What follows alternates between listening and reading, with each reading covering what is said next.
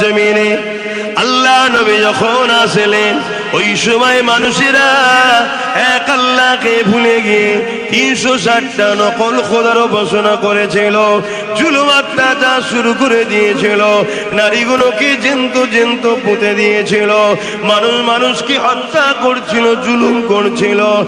এক কথায় 1500 বছর আগে এই পৃথিবীর জমিনটা অন্ধকারাচ্ছন্ন হয়ে গিয়েছিল। মানুষ রবের কথা, প্রভুর কথা ভুলে গিয়ে নিজেদের কাল্পনিক বিশ্বাসে একে অপরকে লুটতে লাগলো, জুলুম করতে লাগলো। মহান সৃষ্টিকর্তা আল্লাহ এই মানুষ জাতিগুলোকে ধ্বংসের হাত থেকে নিজেদের মধ্যে ভাইচারা তৈরি করাবার জন্যে, খুনোখুনি থেকে ফিরে আসার জন্যে, নারীগুলোর অধিকার দিবার জন্যে, বাঁচার জন্যে তিনি তিনার পেয়ারা বন্ধু মুহাম্মদ রাসূলুল্লাহকে পাঠিয়েছিলেন। আল্লাহ নবী যখন মক্কা জমিনে এসে বলেছিলেন লা ইলাহা ইল্লাল্লাহ আনা মুহাম্মদ রাসূলুল্লাহ, আমার নবী পাকের বিরোধী হয়েছিল 2 শ্রেণীর মানুষ। কয় শ্রেণী? 2 শ্রেণী। কারা? যারা জালিম শাসক তারা আমার নবীর বিরোধী করলো। দ্বিতীয় হলো যারা ধর্মের নামে মানুষকে মিথ্যাচারের মধ্যে ডুবিয়ে রেখেছিল, তারা আমার নবীর বিরুদ্ধে চলে গেল। শুনছেন কেন? তারা বুঝতে পেরেছে আমাদের জায়গায় এবার হাতছাড়া হবে। আজও বিশ্বজুড়ে ইসলামের সমালোচনা, ইসলামের বিরোধী যারা করে তারা এই দুজনের মধ্যে যে কোনো একজন হবে, তৃতীয় কেউ নয়। আর এই দুজন সর্বসময় চাই মানুষ মূর্খ, মানুষ অশিক্ষিত। কেন? মূর্খকে চুনকেও দই বলে বিক্রি করা যাবে, আর শিক্ষিতর কাছে কখনো ধোঁকা দেওয়া যেতে পারে না। তা এই দুজন সর্বসময় চায় মানুষ যেন মূর্খ হয়, মানুষ যেন অশিক্ষিত হয়, মানুষ যেন সচেতন না হয়। কেন? মানুষ সচেতন হলে, শিক্ষিত হলে তাহলে তাকে চুন নিয়ে যে বলা যাবে না এটা দই। কথা বুঝছেন না? বোঝেন না? তাই আমার রাসূলুল্লাহর বিরুদ্ধে দাঁড়িয়ে গেল। আর নবী এলেন কেন? এই মানুষ্য জাতির চলার রাস্তা ভুলে গিয়ে ভুল রাস্তায় চলেছিল। শুধু আমার নবীর উপরে জুলুম হয়েছে না, আরো হয়েছে। কথা বলে যুগে যুগে সৃষ্টিকর্তার বিধানকে মিটিয়ে দিয়ে মানুষের কাল্পনিক বিধানকে সমাজের কাছে খাওয়াবার জন্য একদল ধর্ম ব্যবসায়ীরা যুগে যুগে ছিল, আর তাদের পিছনে সর্বশক্তি দিয়ে একদল জালিম শাসকরা সবসময় কাঁধে কাঁধ মিলিয়ে ছিল। আজও আছে, কালও থাকবে। কিন্তু আপনাকে আপনার জানের মায়া করলে হবে না, আপনাকে প্রেমের ইজহার করতে হবে। আপনার মালিকের জন্য আপনাকে সঠিক পথে দাঁড়িয়ে থাকতে হবে। কথা শুনছেন তো নাকি? যেমন হযরতে মুসা আলাইহিস সালাম, তিনার সময় জানেন না কি হয়েছিল? কি গো, অসুবিধা হচ্ছে নাকি? এত চুপচাপ থাকলে কি আলোচনা করবে? মুসা আলাইহিস সালামের সময় কি হয়েছিল জানেন না? মুসা আলাইহিস সালাম তিনার সময়তে তিনি কখন এসেছিলেন? যখন ফেরাউন নামক একজন শাসক জুলুমের স্টিম রোলার মানুষের উপরে চালাতে লাগলো, মনুষ্যত্বকে ধ্বংস করে দিয়ে বেইনসাফি কর্মকাণ্ড, মানুষের উপরে অত্যাচার, নারীদের উপরে অত্যাচার, নারীদেরকে ভোগের পাত্রী বানিয়ে দিল, নারীদেরকে রাখেল বানিয়ে দিল, অত্যাচারের স্টিম রোলার মানুষের উপরে জুলুম শুরু করে দিল। মানুষ্য জাতিগুলোকে এই অত্যাচারী স্বৈরাচারী ফেরাউনের হাত থেকে বাঁচাবার জন্য আল্লাহ রাব্বুল আলামিন সৃষ্টিকর্তা মুসা আলাইহিস সালামকে পাঠালেন মেসেঞ্জার হিসেবে। যান, আপনি মানুষকে তাওহীদের বাণী শোনান, একত্ববাদের কথা শোনান। আমি আল্লাহ তাদের রব, তাদের মালিক, আমি তাদেরকে সৃষ্টি করেছি। তারা কখনো একে অপরে ঝগড়া করবে না, মিলেমিশে থাকবে। তারা আমার দাসত্ব করবে, নারীদেরকে সম্মান করবে। নারী মা হয়, নারী স্ত্রী হয়, নারী বোন হয়, নারী বেটি হয়। মা মায়ের সম্মান পাবে, স্ত্রী স্ত্রীর অধিকার পাবে, বেটি বেটির ভালোবাসা পাবে, বোন বোনের মর্যাদা পাবে। যার যেটা জায়গা তাকে সেই জায়গায় রাখো। এই শিক্ষা দাও মুসা, তুমি গিয়ে। মুসা নবী দুনিয়ায় আসলেন, অনেক লম্বা কথা, মূল জায়গাটা বলছি। মুসা নবীর বিরুদ্ধেও ফিরআউন ও তার সৈন্যবাহিনী লেগে গেল। কেন? মুসা নবী গরিবের পক্ষে, মুসা নবী ইনসাফের পক্ষে, মুসা নবী মানবতার পক্ষে, মুসা নবী মনুষ্যত্বের পক্ষে, মুসা নবী নারীদের অধিকারের পক্ষে, মুসা নবী কৃষকদের পক্ষে, মুসা নবী দিন মজুরিদের পক্ষে, মুসা নবী দুর্বল মানুষদের ঘরে আশ্রয় দিবার পক্ষে। আর ফিরআউন, ফিরআউন কি ছিল? অত্যাচার করার পক্ষে, জুলুম করার পক্ষে, খুন করার পক্ষে। আমার বিরুদ্ধে কেউ কথা বললেই তাকে জেলে ভরে দাও, আমি যা বলবো তাই। আমি মানুষের খোদা। ছোট ছোট করে মূর্তি তৈরি করে মানুষের বাড়ি বাড়ি ফিরআউন পাঠিয়ে দিয়েছে, যাও এর উপাসনা করো, আমি তোমাদের রাজা, আমি খাওয়াই তোমাদেরকে। এখনো কেউ কেউ খাইয়ে আমাদেরকে গোলাম বানাতে চাইছে, খা আর আমার উপাসনা কর। কথা বুঝছেন না, বোঝেন না? মাথা হ্যাট করতে বাকি কোথা রয়েছে? মাথা তো হ্যাটি করে দিয়েছে মুসলমান। এই রকম ভাবে যুগে যুগে এই সিস্টেম প্রক্রিয়া চলে আসছে। আর যখনই এই প্রক্রিয়াটা চরম শিখরে পৌঁছায়, তখন সৃষ্টিকর্তার পক্ষ থেকে নবী রসুল এসেছে সত্যবাণী দিবার জন্য। আর তো নবী রসুল আসবে না, তাই আমেরিকাতে আগুন এসেছে। শুনছেন না শোনেননি? কেন? আর চেঞ্জ করা বা শিক্ষা দিবার জন্য নবী রসুল আসবে না। এবারে পাপ যখন চরম শিখরে পৌঁছাবে, তখন আযাব আসবে। আযাব এটা সামান্য একটা ছোট্ট এসেছে, এটা বিরাট কিছু ব্যাপার নয়, খুব সামান্য ব্যাপার। কথা বুঝে আসছে তো? যাক, ওই সময় মুসা নবীকে যখন কোন দিক দিয়ে রুখতে পারছে না, তখন ফিরআউন কি করলো? মুসা নবীকে জাদু দ্বারা মেরে ফেলার জন্য 70,000 জাদুকর ডেকেছে। কত জাদুকর? আজকেও জাদুকর সমাজে আছে না নাই? জাদু মানেই 2 নম্বরই, জাদু মানে ভণ্ডমি, জাদু মানে মানুষের চোখকে ধোঁকা দেওয়া। চলে আসুন, তার তথ্য বলছি কোরআন থেকে। মুসা আলাইহিস সালামকে খতম করার জন্য জালিম অত্যাচারী শাসক 70,000 জাদুকর ডেকেছে। আজকের কথা এটা, কিছু কম বেশি 4,000 5,000 বছর আগেকার ওয়াকিয়া। কোরআনে আল্লাহ তা শুনিয়েছে, বর্ণনা করেছে। মুসা নবী, তিনার সাথে শুধু তিনার ভাই হারুন আছে আলাইহিস সালাম, আর ফিরআউন রাজা, সৈন্য আছে, মিলিটারি আছে, ফোর্স আছে, রাজ দরবার গমগম করছে। 70,000 জাদুকরকে দাওয়াত করে নিয়েছে, ভালো মন্দ করে খাওয়ানো হয়েছে মুসাকে যাতে হারানো যায়। মুসা নবী যখন গেলেন, 70,000 জাদুকর তারা একটা করে রশি নিয়ে এসেছিল। ওই রশিগুলো যখন ছেড়ে দিল, প্রত্যেকটা রশি সাপ হয়ে যাচ্ছে। জাদুকরের রশি কি হচ্ছে? সাপ হচ্ছে। মন দিয়ে শুনবেন। আজকালকার জাদুকর আর তখনকার জাদুকরের মধ্যে পার্থক্য ছিল। তখনকার জাদুকর আরো পাওয়ারফুল ছিল। যেমন আমার দেশে একটা জাদুকর ছিল, জাদুকর জয়পাল, নাম শুনেছেন না শোনেননি? গরিবে নওয়াজের সঙ্গে পাল্লা দিতে গেছিল। একটু বলবো? অসুবিধা হচ্ছে? আচ্ছা, প্রথম মুসা নবীরটা বলেলি, তারপরে এটা বলছি। কেন? যুগে যুগে জালিমরা যখন সব বিদ্যা শেষ হয়ে যায়, তখন লাগায় এবারে জাদুর বিদ্যা। শুনছেন তো নাকি? জাদু বিদ্যা চালায়। কিন্তু যাদের হৃদয়ে আল্লাহর প্রেম ভালোবাসা থাকে, তাদেরকে জাদুও কিছু করতে পারে না।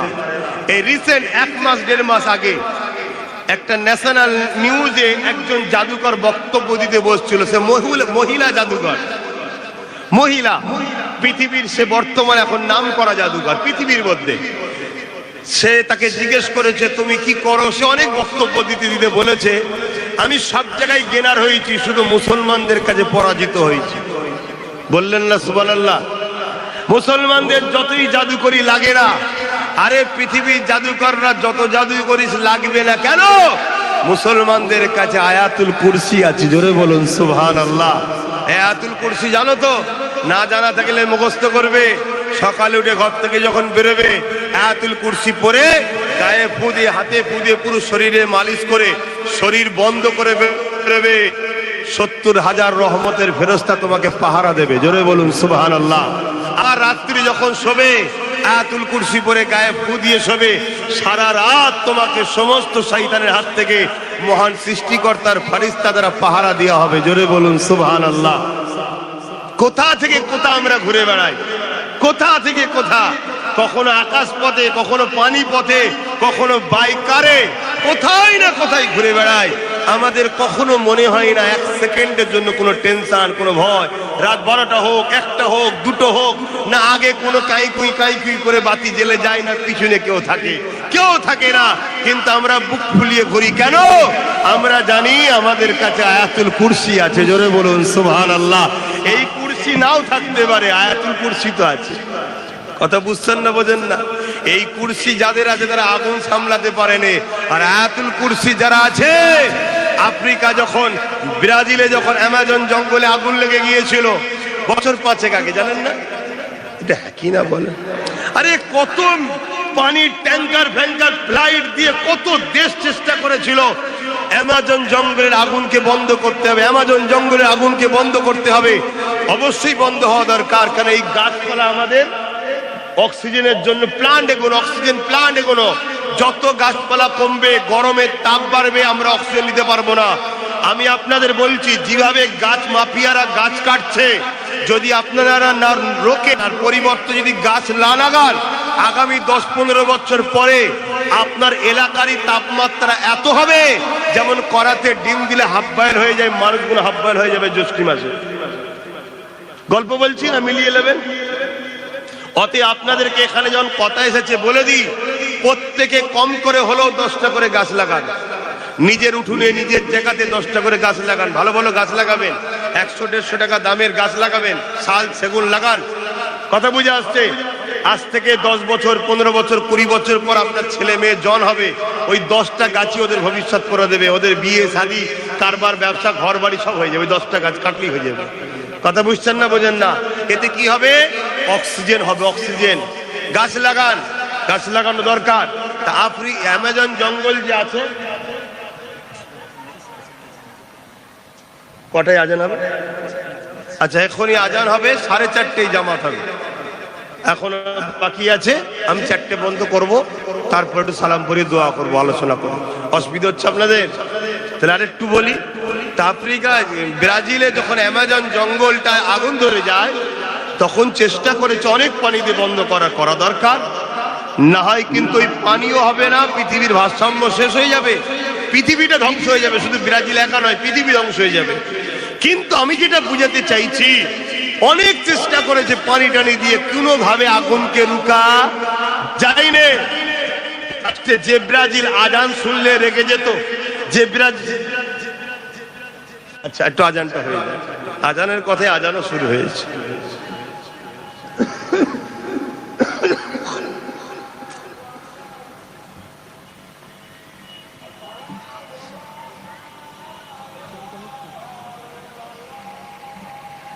أشهد أن لا إله إلا الله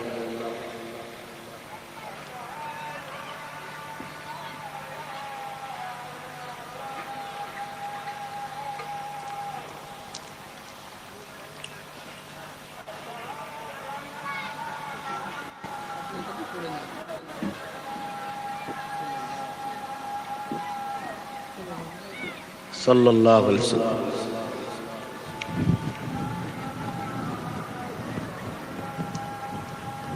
صلى الله عليه وسلم।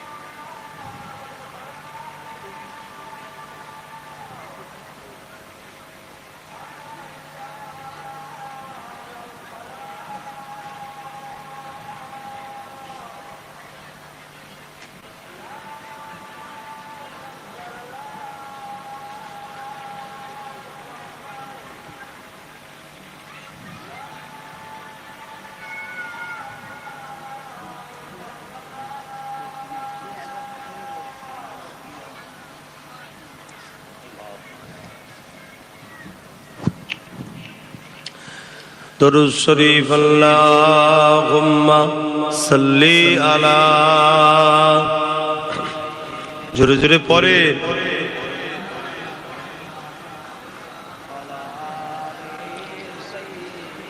মাওলানা মাওলানা। যাদের হৃদয়ে আছে আল্লাহর ভয়, তারা কখনো ভুলে যায় না। আল্লাহর প্রেম ছাড়া এই দুনিয়ায় কারো কাছে কোনো কিছু চায় না। যাদের হৃদয়ে আছে আল্লাহর ভয়, তারা কখনো ভুলে যায় না। রাতের আধারে যারা সিজদাতে রয়, দু চোখের অশ্রুতে নদী যেন বয়। রাতের আধারে যারা সিজদাতে রয়, দু চোখের অশ্রুতে নদী যেন বয়। ছলনারা চানি যত আসো, ছলনারা চানি যত আসো, পিছনে ফিরো তাকায় না। যাদের হৃদয়ে আছে আল্লাহর ভয়, তারা কখনো ভুলে যায় না। দিন কায়েমের পথে যারা অবিচল, তারা হলো আল্লাহর প্রিয়জন। বাতিলের কাছে যারা হার মানে না, বাতিলের কাছে যারা হার মানে না, সংগ্রাম করে যায় অমরণ। যাদের হৃদয়ে আছে আল্লাহর ভয়, তারা কখনো ভুলে যায় না। আল্লাহুম্মা সাল্লি আলা।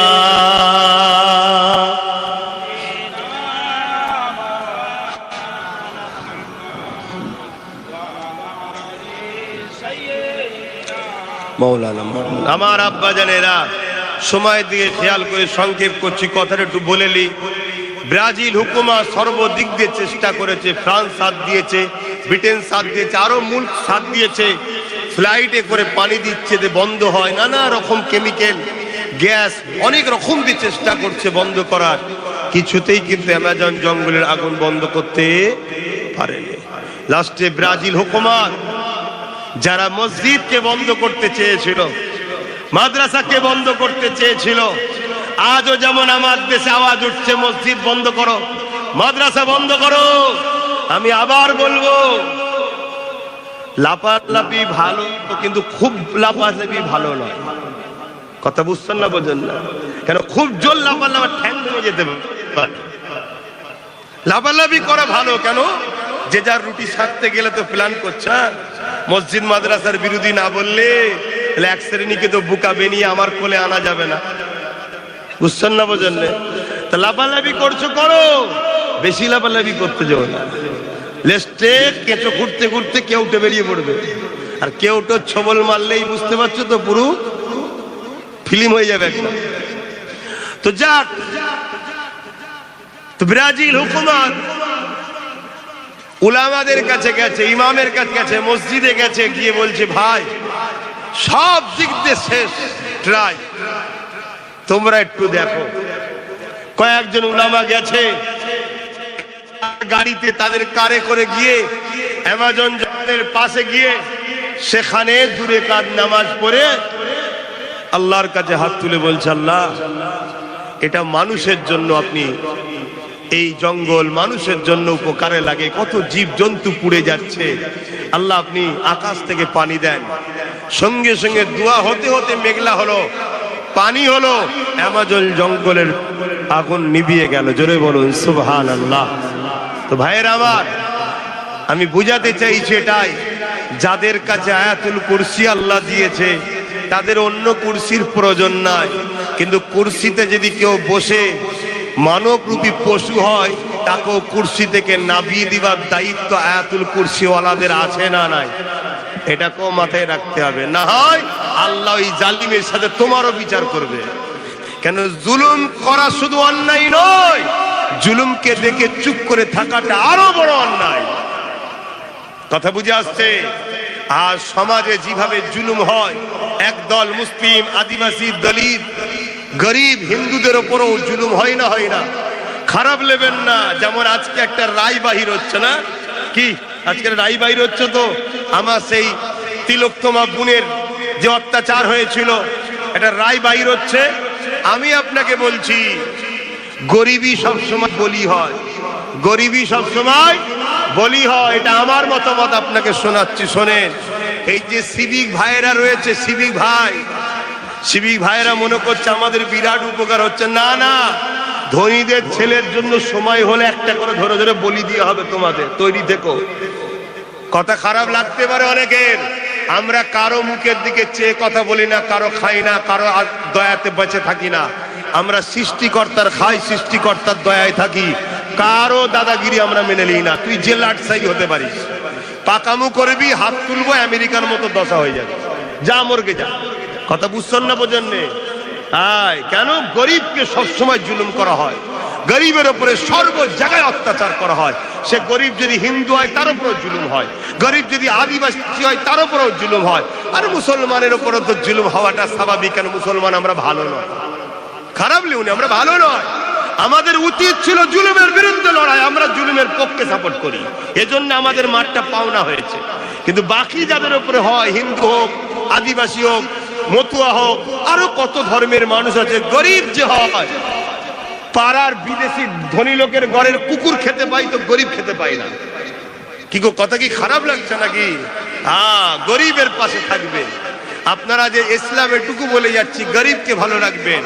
আর মাথায় এটুকু ঢুকিয়ে নেন, মজলুমের সাথে কেউ না থাকুক, সৃষ্টিকর্তা থাকে। মুসলিম যদি অমুসলিম হয় আর জালিম যদি মুসলিম দাবিদারও হয়, আমার আল্লাহ অমুসলিমের সাথে আছে, জালিম মুসলমানের সাথে নাই। আল্লাহ কখনো জালিমের সাথে নয়, এটা মাথার মধ্যে রেখে দেবে। তাই তুমি আমি যদি জালিমের সাথে থাকি, আমার আল্লাহ কিন্তু তোমাকে আমাকে সাহায্য করবে না। আজকে প্যালেস্তাইনের উপরে কি জুলুম হয়েছিল, ওই জালিমদের সাথে যারা সাথ দিয়েছে, দেখে লিও সবার জবানা জব্দ করবে। কেন 9 বছরের বাচ্চাকে পর্যন্ত ফাঁসি দেওয়া হয়েছে? কিসের মানবতা এটা? কিসের সভ্যতা? কিসের ইনসাফ, ইনসানিয়াত? একটা 9 বছরের ছেলে কখনো সমাজ বিরোধী হতে পারে? তারা আবার বলে আমরা ভিআইপি, তোমাদের মতো ভিআইপি কে জুতোর তলায় রাখি আমি আব্বাস সিদ্দিকী। তোমরা ভিআইপি নয়, তোমরা মানবরূপী পশু। তোমাদের দেখতে মানুষ লাগে, কিন্তু তোমরা মানবরূপী পশু। তোমরা ছোট্ট ছোট্ট বাচ্চাদের ঘরে গণহত্যা করো। আজকে যেমন আমার দেশের মণিপুরে হচ্ছে, জানেন না? আমার দেশের মণিপুরে হচ্ছে কি অত্যাচার হচ্ছে, আমার দেশটাও ধ্বংসের দিকে চলে যাচ্ছে। উত্তরপ্রদেশে মানুষকে ধরে ধরে গুলি করে করে দিচ্ছে। ইনকাউন্টার যদি করবি তাহলে কিতাব, আইন, সংবিধান, কোর্ট কি জন্য রয়েছে? আজকে আমার বাংলাতেও ইনকাউন্টার শুরু হয়েছে না হয়নি? এগুলো সব সমাজ বিরোধীরা, এরা কখনো সংবিধানকে মান্যতা দেয় না। আর এই অন্যায়কে যারা মেনে নেবে, যদি মুসলমান হও তুমি, তার উপরে আল্লাহর মারটা একটু বেশি হবে। কেন তুমি ওয়াদা করেছো আমি আল্লাহর পক্ষে, নবীর পক্ষে। অন্য কেউ ভুল করলে জানা শাস্তি হবে, তুমি ওয়াদা করার পরে ভুল করলে তোমার ডবল শাস্তি হবে। কথা শুনছো না? শোনা না? কেন তোমার ভুলের জন্য ইসলামের গায়ে লোক হাত তুলবে, তোমার ভুলের জন্য ইসলামকে লোক কলম চালাবে, তোমার ভুলের জন্য মানুষ ইসলামের বিরুদ্ধে কথা বলবে। যেমন আজকে সোশ্যাল মিডিয়াতে বলা হচ্ছে না হয়, শুধু মুর্শিদাবাদে নাকি জঙ্গি ঢুকে পড়ছে, শুধু ঢুকে পড়ছে জঙ্গি, আর বাকিগুলো সব ঘোড়ার ঘাস কাটছে। কথা বুঝছেন না? বোঝেন না? বড় বড় পদে বসে ঘোড়ার ঘাস কাটছে আর জঙ্গি ঢুকে পড়ছে। নিরীহ ঘরের ছেলেগুলোকে তুলে নিয়ে যে 10 বছর জেল খাটিয়ে বলছে আমাদের সন্দেহ হয়েছে, ভুল হয়ে গেছে। কথা বুঝছেন না? বোঝেন না? এগুলো কি জুলুম নয়? এই জুলুম যেখানেই হবে, সেই জুলুমের পক্ষে থাকলে হবে না, জুলুমের বিরুদ্ধে থাকতে হবে। আর এই জুলুম যারা করবে তাদের উপরে অবশ্যই খোদার পক্ষ থেকে মার আসবে, সে মুসলিম হোক আর যেই হোক, খোদার মার আসবে। তো যাক, আমি যেটা বুঝাতে চাইছিলাম বুঝাতে গিয়ে এই দিকে চলে গেলাম। আমি অন্যায় দেখলে থাকতে পারি না ভাই, সে যেই হোক, আমার ভাই হোক আর যেই হোক, আমি অন্যায় সহ্য করতে পারি না। আমি এতটুকু জানি এই পৃথিবীর কারো কোনো ক্ষমতা নেই আমার কিচ্ছু করতে পারে। কেন? আমার তকদিরে আমার সৃষ্টিকর্তা যেটা লিখে পাঠিয়েছে সেটা হবে। আমি যেদিন দুনিয়া, আমার রূহ তৈরি হয়নি, এই যে জান জান এটা তো একদিনে তৈরি হয়েছে, সবাই জানেন তো নাকি? এই রূহ যখন তৈরি হয়নি তার 50,000 বছর আগে আমার তকদিরে লেখা ছিল 2025-এর 20 জানুয়ারি নামখানা চন্দ্রপুরে আমার, চন্দনপুরে আমার জলসা থাকবে, টাইম থাকবে 2টোয়, উঠবো 8টায়। শুনছেন তো নাকি? সব লেখা রয়েছে। এখান থেকে আমার দাওয়াত আর এক জায়গায় আছে, ওই পর্যন্ত যাব না কবরে যাব ওটাও লেখা আছে। যদি কবরে যাওয়া লেখা থাকে, দুনিয়ার সবাই মিলে আমাকে সিকিউরিটি পাওয়ার দিয়ে খাইয়ে দাইয়ে লোহার গান দিয়ে রেখো আমাকে বাঁচাতে পারবে না, আমাকে কবরে যেতে হবে। আর যদি বলে আমি ঘরে পৌঁছাবো দ্বিতীয় জলসায়, পুরো পৃথিবীর সবাই এক জায়গায় হয়ে আমার কিচ্ছু করতে পারবে না। এর নাম হলো ঈমান, এর নাম হলো সৃষ্টিকর্তার উপরে ভরসা, এর নাম হলো বিশ্বাস। আজকে আমি শখ পেরিয়েছি, আমি কোনো জায়গায় জলসায় গিয়ে খাই না, উঠে পড়ি, কথা বুঝলেন? কিন্তু আজকে এই বাড়িওয়ালাকে দেখে আমার একটু রুচি লাগলো, কোথায় গেল কি জানি, রুচি লাগলো। মুখে দাঁড়িয়ে মাথায় একটু পৃথিবী সেজদা দিয়ে কপালে দেখে ভালো লাগলো। লোকটার ব্যাপারে একটু খাওয়া যেতে পারে। 2টো সাদা ভাত যাক আল্লাহ করিয়েছিল, খেলাম, কথা বুঝলেন? তো এটা আমার রেজেকে ছিল, আমি অন্য জায়গায় খাইনি। এখানে টাইম আমার দেরি হচ্ছে তাও বসে খাচ্ছি।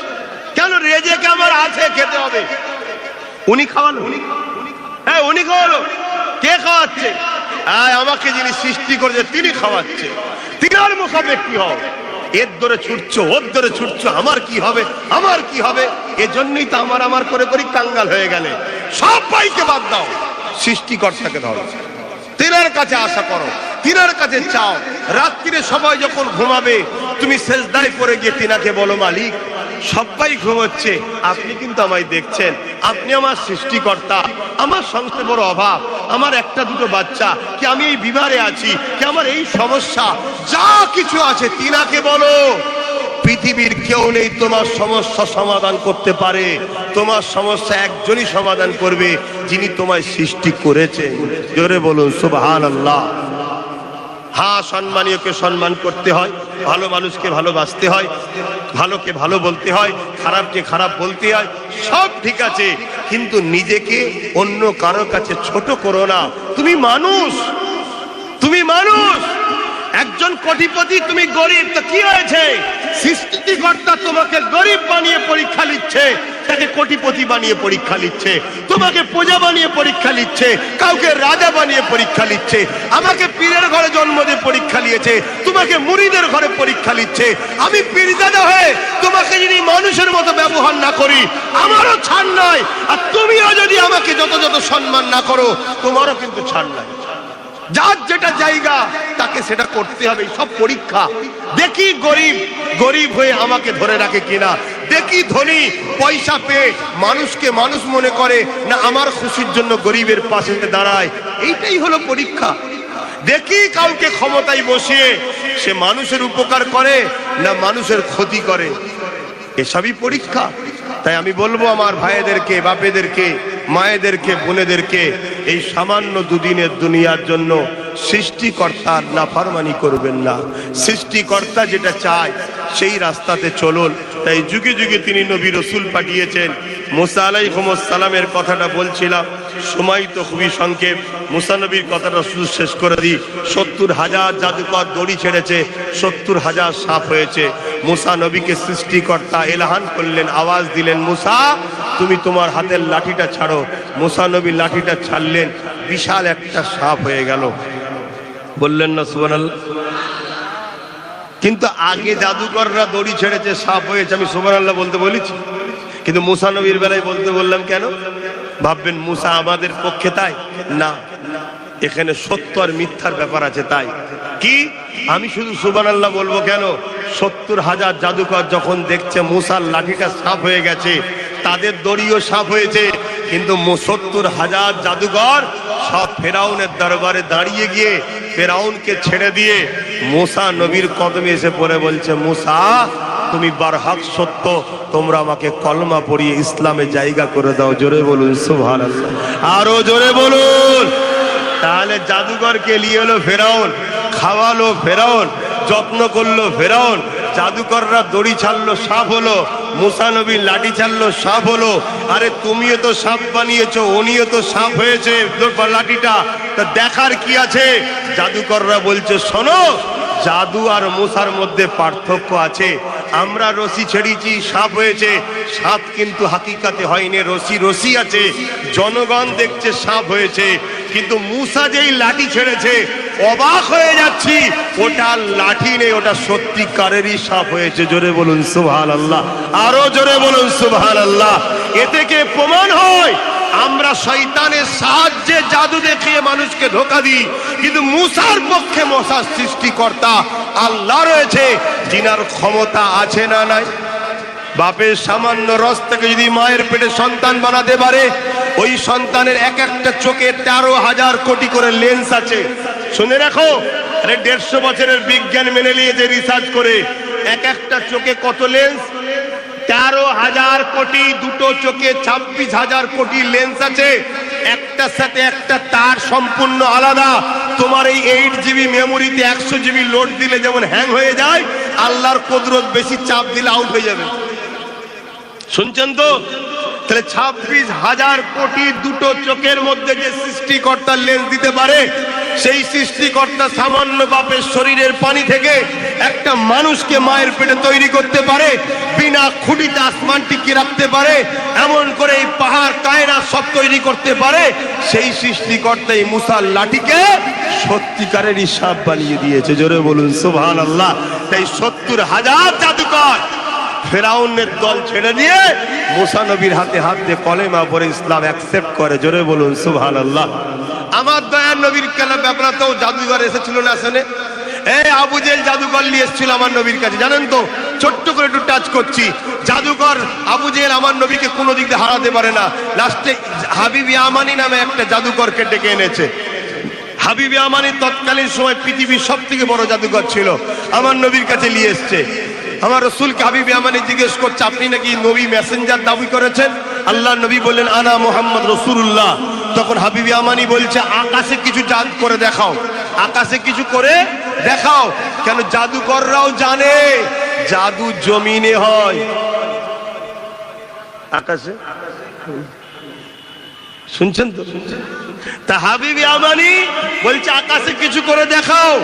আমার দয়ার নবী হযরত প্রফেট মুহাম্মদ সাল্লাল্লাহু আলাইহি সাল্লাম তিনি আসমানের দিকে মুখ তুলেছেন, তখন চাঁদনি রাত ছিলেন, পুরো 14 গোল চাঁদ উঠেছে, পূর্ণিমার চাঁদ।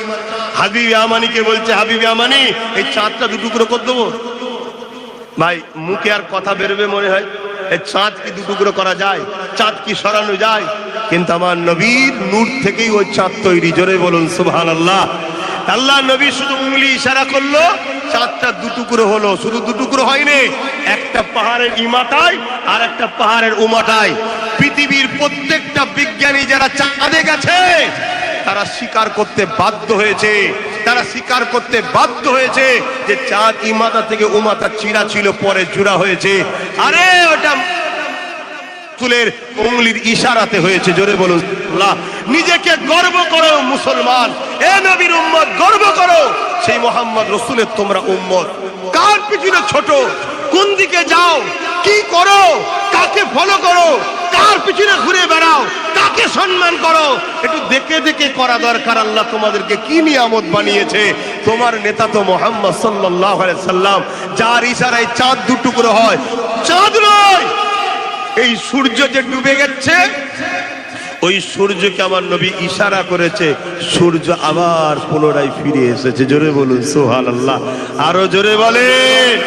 আজকে যারা আমার নবীর পিছনে লাগছে, ইসলামের বিরুদ্ধে লাগছে, পৃথিবীর সব সুপার পাওয়ারকে বলো, তোমরা সব তো বিশাল পাওয়ার, এক জায়গায় হও, হয়ে বলো চাঁদ নয়, ঘরে একটা বাল্ব জ্বালিয়ে দেবো, লাইট বাল্ব পর্যন্ত নাকি, ওই লাইট থেকে সবাই মিলে ইশারা করে বলো একটু সরে যা, একটু সরে যা। শুনছেন তো নাকি? আমি সুপার পাওয়ার, আমি অমুক পাওয়ার, আমি তমুক পাওয়ার, আমার এত সেনা, আমার এত লোক, আমার এত অর্থ। একটু সরান না দেখি, এ কথা শুনছেন তো নাকি? হ্যাঁ, আকাশে চাঁদ উঠলে কিছু কিছু কুকুর দেখবেন চাঁদের দিকে মুখ করে ঘেউ ঘেউ করে। তো মানব রূপী কিছু পশু আছে, তারা নূর নবীর বিরুদ্ধে ঘেউ ঘেউ করে। এ লিয়ে কিছু অসুবিধে চাঁদের যেমন নাই, চাঁদের মালিক হুজুর পাক সাল্লাল্লাহু আলাইহি ওয়াসাল্লামের কোনো অসুবিধে নাই। জোরে বলুন সুবহানাল্লাহ। কিন্তু আপনারা গর্বিত তো নাকি?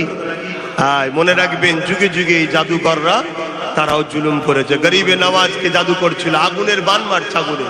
গরিবে নওয়াজ একটা গন্ডি করে দিয়ে খাদেমদের বজের বাইরে যাবেন তারা। কিছুক্ষণ পর আগুনের বান মারা বন্ধ হয়ে গেছে। হুজুর খরমকে বলেছে যা ধরে লিয়ায়। খরম বোঝেন কি? কাঠের জুতো আগেকার সময় পায়ে থাকতো, জুতোকে বলছে যা ধরে লিয়ায়। মাহন বাপের কথা ছেলে শুনছে না, এই লিয়াই তো বাবা, বোঝা যা বলি যা, বাজারে যা যা বলি যা। বেশি কিছু বললে ইট ছুঁড়ে বাপের মাথায় মারছে। আর গরিবে নওয়াজের কথা পায়ের জুতো শুনছি কেন? তারা আল্লাহর হয়েছে, তাই কায়নাতকে আল্লাহ তাদের করেছে। তোমরাও হও, হও, না হয় তোমরা ধ্বংস হয়ে যাবে। আর তোমাদেরকে যারা ধ্বংস করতে চাইছে তারাই তোমাদের ঘরে আল্লাহ রসুল থেকে সরাচ্ছে।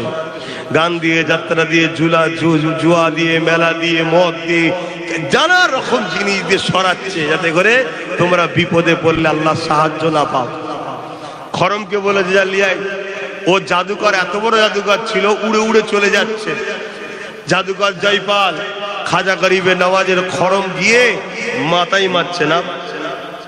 শুনছেন তো নাকি? আমার তো মনে হয় জুতোর বাড়ি খেয়েই তকদিরটা খুলেছিল। নিচেই আসার পর গরিবে নওয়াজের কদমে এসে ইমানের কালেমা পড়ে মুসলমান হয়েছিল। জোরে বলুন সুবহানাল্লাহ। আজকে কিছু লোক বলছে গরিবে নওয়াজের মাজার নাকি কি তুলে দেবে নাকি, সব বলছে তো নাকি। দেখিস বাবা, বেশি লাভালাভি করিনি, একেবারে চলে যাবে। বেশি লাভালাভি করা ভালো নয়। তো যাক, শখ যাই গদিতে মাথা মারবে কি, একটু যদি মনে হয় একটুখানি আমি হেড দেবো, মাথা মারবো, গদিতে মারো, নরম জায়গায় মারো, সব ঠিক আছে। শক্ত জায়গায় মাথা মারতে যেও না। কথা কিছু বুঝছেন না, বোঝেন? এটা হযরতে শেরে খোদা আলীর বেটা গরিবে নওয়াজ, শেরে খোদা মাওলা আলীর বেটা হাসান ও হোসাইনি। ওখানে মাথা মারতে যেওনি। আমার দেশের প্রধানমন্ত্রী খুব ভালোভাবে চেনে ওনাকে, জানেন তো নাকি? এজন্য এই বছরে আবার চাদর দিয়ে পেটিয়েছে। প্রত্যেক বছরে পাঠায়, বাবা আমি নরেন্দ্র দামোদর মোদির পক্ষ থেকে, বাবা একটু খেয়াল রেখো বাবা। শুনছেন তো নাকি? পুকুর পাড়ে দেখবেন চ্যাংচিকে মাছগুলো বেশি লাফায়, আর যখন বড় বড় মাছ হয় চুপচাপ বসে থাকে। অতএব দেশের প্রাইম মিনিস্টার জানে গরিবে নওয়াজের পিছনে লাগলে কি হতে। আর কথা নয়, সালাম দেবো, ইয়া নবী সালাম।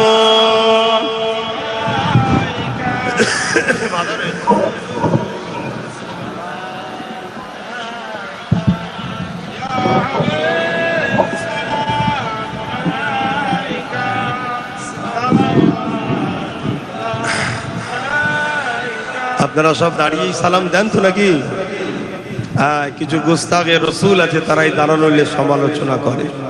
কেউ যদি বসে সালাম দেয় আলাদা বিষয়, কিন্তু সমালোচনা করা যাবে না, এটা প্রেমের ও আদবের ব্যাপার। আসেন সকলে সালাম দিয়ে, নবী সালাম ইয়া রাসূল সালাম ইয়া হাবিব সালাম সালাবাতুল্লাহ। কঠিন হাসরের দিনে কি আছে মোদের কপালে, গুনাহগার উম্মাহ তো আপনার লইবেন সঙ্গে মাহশরে। নবী সালাম ইয়া রাসূল ইয়া হাবিব সালাম সালাওয়াত। সকলে গে বসুন।